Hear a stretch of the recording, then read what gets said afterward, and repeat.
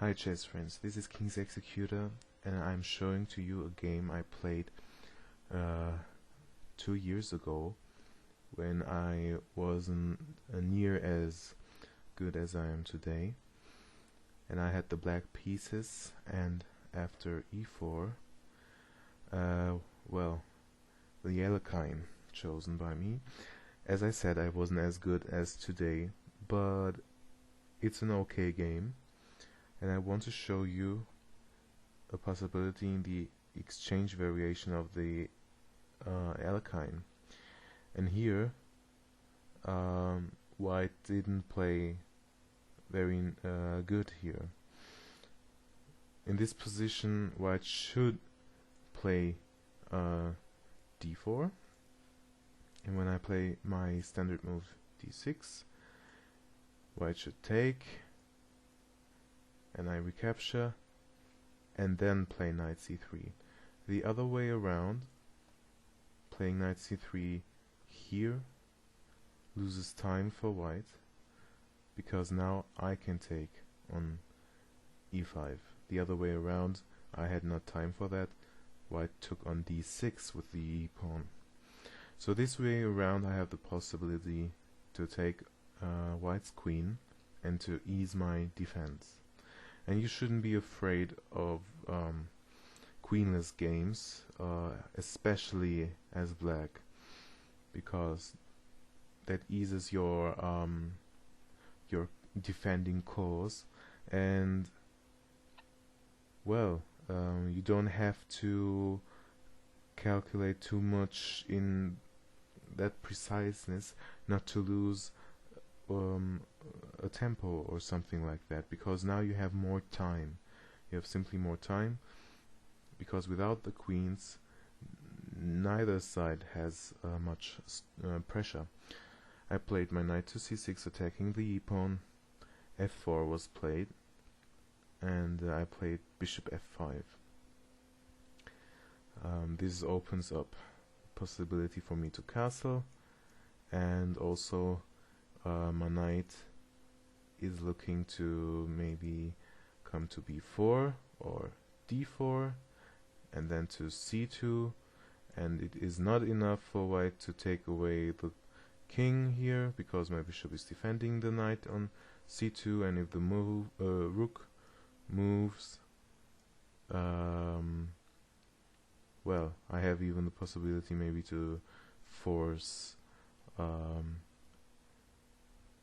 a draw here with moving back and forth, attacking the rook twice with the knight and the bishop, which forces probably the rook to move back and forth. Okay, knight e3 attacking the bishop, and I put it on e4, knight f3, and I was a little bit worried here about the knight coming to g5. My bishop has no square here or here, and even here and here the squares are all gone. I have only this square available for my bishop, and after knight g5, bishop g6 and f5, well, I'm not that sure, I wasn't that sure how to play then. I thought I would lose my bishop.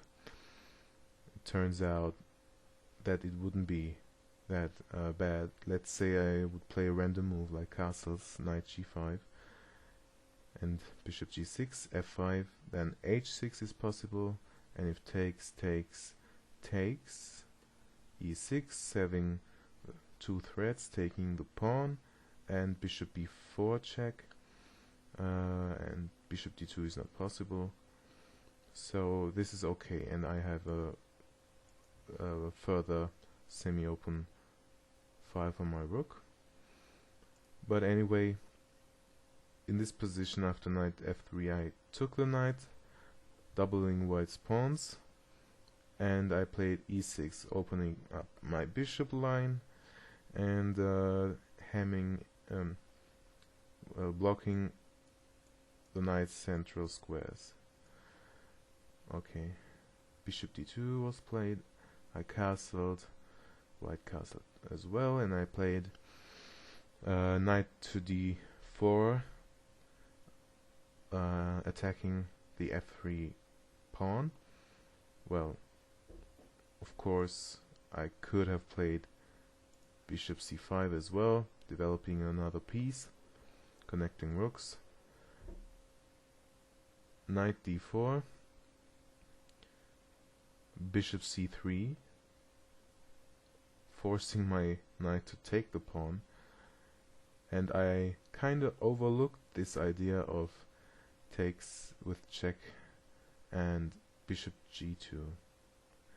And now we kinda exchanged pawns here.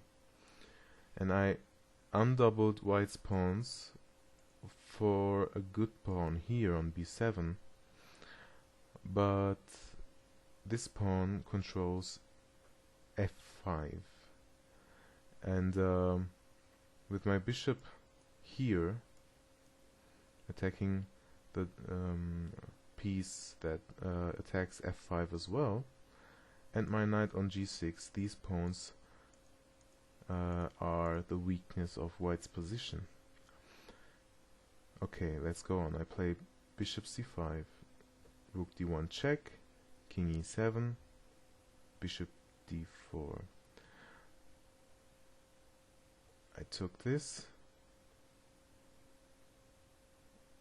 and well, a strong move would have been c5, and I was calculating this move, and I was afraid of rook d6 trying to round up that pawn here.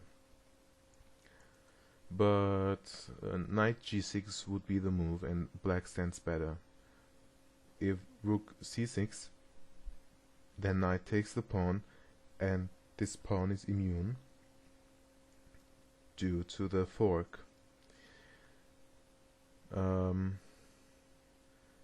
Okay, let's go back. But I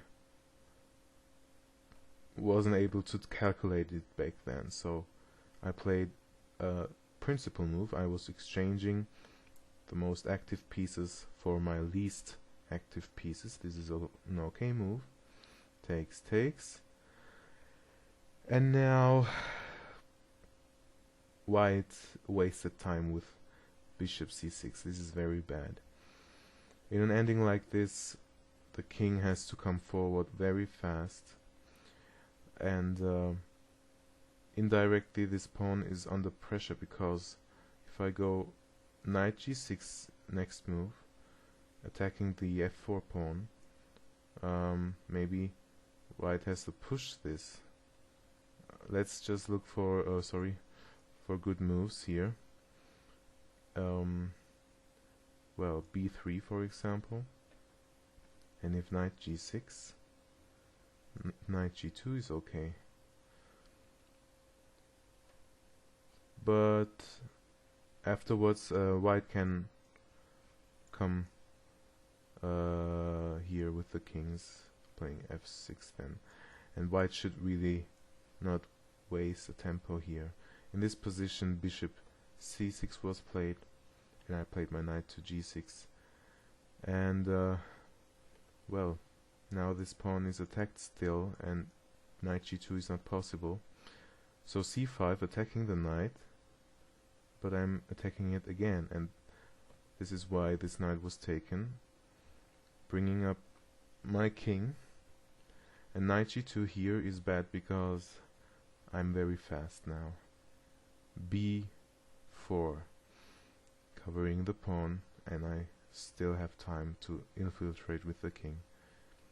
And king d2, and in this position I just was thinking about this or this route for my king, and I played king c4, and check was played, and I took the pawn, and f5 was played, and after knight takes e5, white simply resigned this position. Okay, I hope I've shown you that in a queenless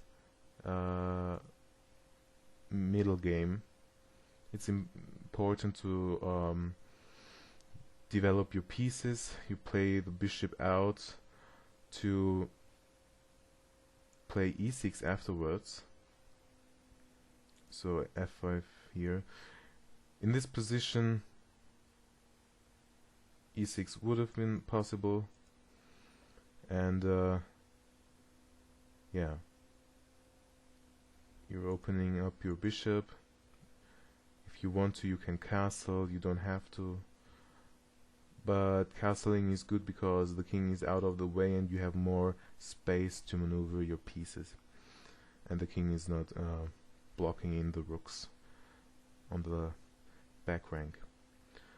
And you see that you're just attacking the white pawns, which are